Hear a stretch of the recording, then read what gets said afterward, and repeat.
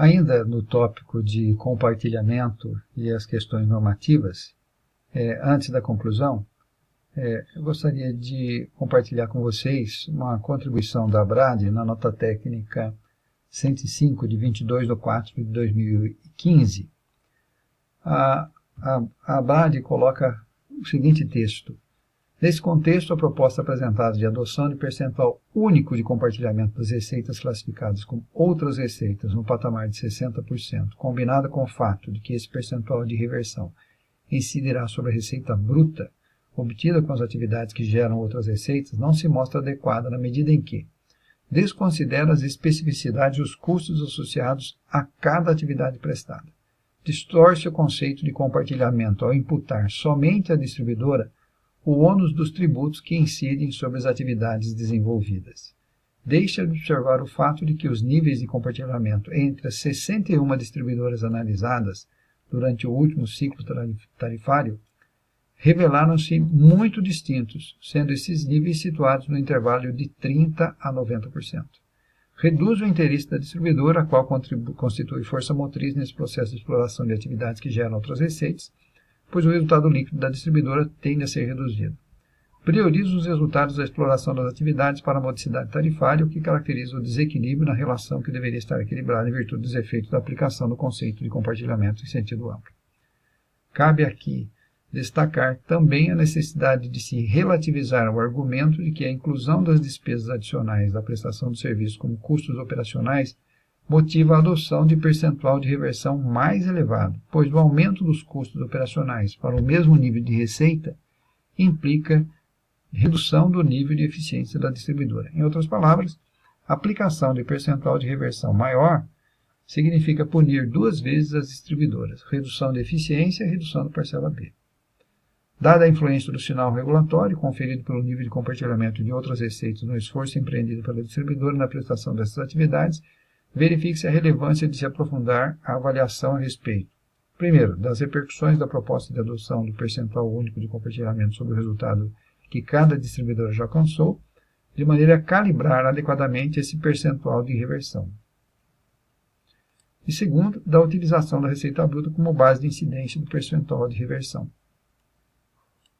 Mantida a proposta com os dois aspectos mencionados acima, o percentual de reversão deve ser reduzido para um patamar não superior a 50%, de modo a se obter maior equilíbrio em termos de resultado para distribuidoras e consumidores.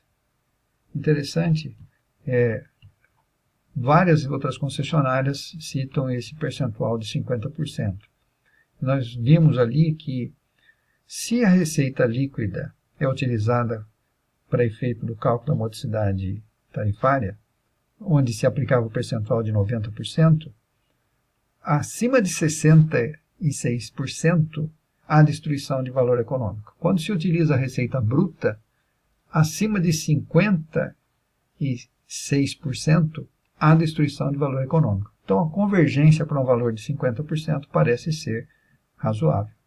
As contribuições da CEMIG foi de que a adoção da receita bruta como base de incidência do percentual de reversão distorce o conceito de compartilhamento na medida em que somente a distribuidora arca com os tributos que incidem sobre as atividades envolvidas.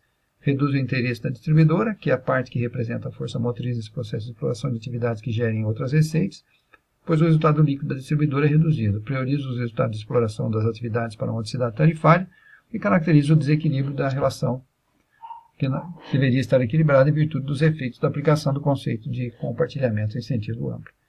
Nesse sentido, a CEMIG propõe a utilização do resultado líquido da operação após tributos e imposto de renda, com base de incidência e de um percentual de reversão, cujo resultado seja uma divisão equânime, 50% do faturamento das atividades listadas na resolução normativa. Então, a ANEEL argumenta que não há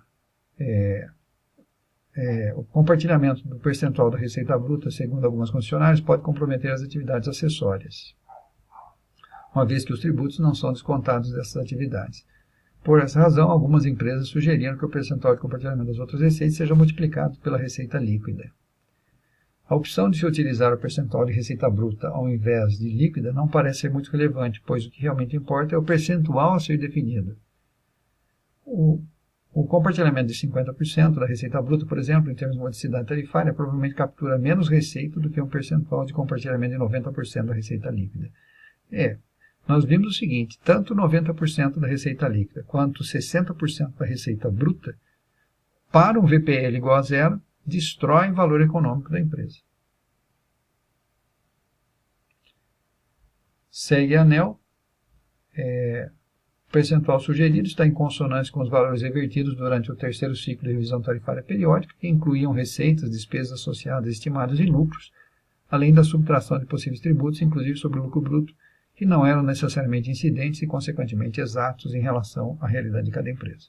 Além disso, o uso do percentual da receita bruta simplifica o tratamento metodológico e é o mais condizente quando se considera as despesas decorrentes das atividades dos custos operacionais. Há também uma citação do Conselho de Consumidores, sugeriram manter ou aumentar o percentual de compartilhamento na nota técnica, uma vez que eles entendem que os esforços deveriam ser concentrados exclusivamente na atividade fim, o que é o serviço de distribuição de energia elétrica.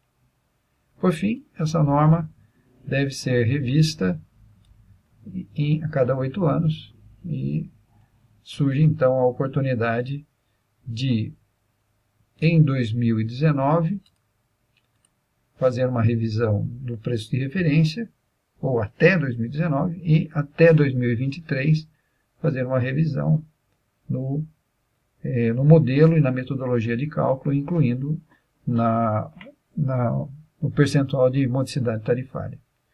Eu gostaria de, mais uma vez, agradecer às agências de fomento, o CNPq, CAPES, FAPEMIG, a Universidade Federal de Itajubá, a FAPEP, a ANEEL, que no suporte aos projetos de P&D, que possibilita essa interação entre universidade e empresas na busca de soluções aos problemas do setor elétrico nacional, os problemas relevantes da economia brasileira, e a CEMIG, por buscar, através dos projetos de P&D, encontrar soluções de aplicabilidade em todo o setor elétrico nacional. Então, se as concessionárias fizessem bom uso desses recursos e direcionassem as soluções para que os grandes problemas do setor fossem discutidos e debatidos amplamente,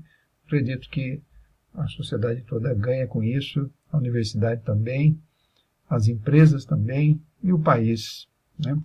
Gostaria de citar algumas referências aqui.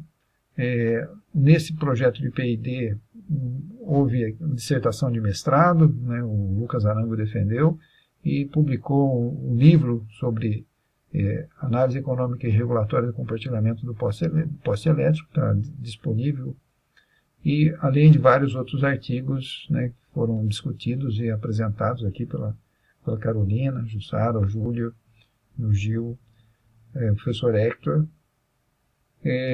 Meu muito obrigado, e aqui ficam meus dados de contato, caso eu possa ser útil em alguma outra informação.